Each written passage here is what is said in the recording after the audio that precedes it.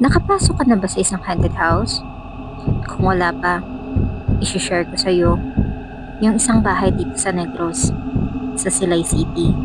Bago natin ipagpatuloy ang kwento, mag-like at subscribe.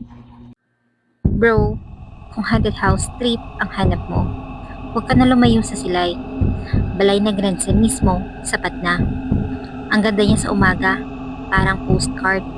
Pero sa gabi, ibang-iba yung usapan. Yung background ng bahay, itinayo noong 1897 ni Don Victor Fernandez Gaston, isa sa mga kilalang sugar barons ng Negros. Ang Balay Negrense ang isa sa pinakasikat na ancestral houses sa Silay City. Tinatawag ang Silay na Paris of Negros dahil sa dami ng eleganteng bahay at yaman ng kultura.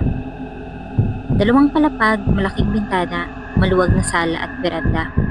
Tanda ng marangyang buhay ng mga hasyendero noon. Pagpanaw ni Don Victor noong 1927, naiwan ang bahay. Ilang dekada itong nakatiwangwang bago ginawang museum noong 1980s. Pero ayon sa mga kwento, hindi raw ito tuluyang naiwan kasi may mga presensya pa ring nananatili.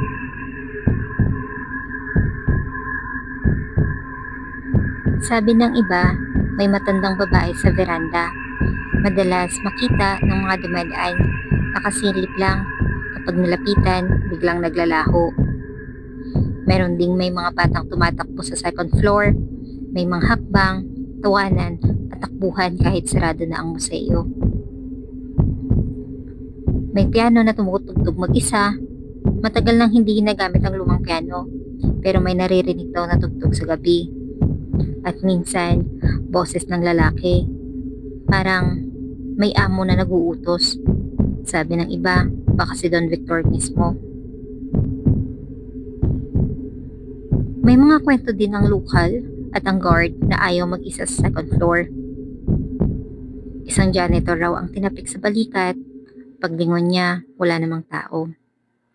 Yung caretaker naman, nakakita ng anino ng bata sa hagdanan kahit nakalak lahat ng pinto.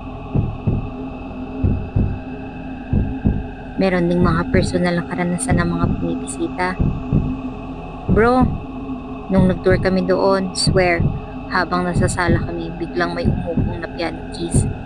Isang beses lang pero malinaw. Yung guide natawa at sabi, sanay na kami dyan, huwag nyo na lang pansinin. Pag-akyat namin sa second floor, ramdam yung bigat ng hangin. Yung isa naman, nagbiro pa, sino bang nandito? Tapos biglang may malakas sa kalabog ng pintuan. Hindi na kami nagtagal, sabay-sabay kaming bumaba. Marami pang kwento ang dala ng Balay Negrense. Dahil ang Balay Negrense ay hindi lang museo, kundi isa ring alaala ng nakaraan at paalala na may mga kwento at kaluluwang tila na nanatili sa loob ng lubang bahay nito. Kung ikaw yung guard, tatapusin mo ba ang shift o aalis ka na lang bigla?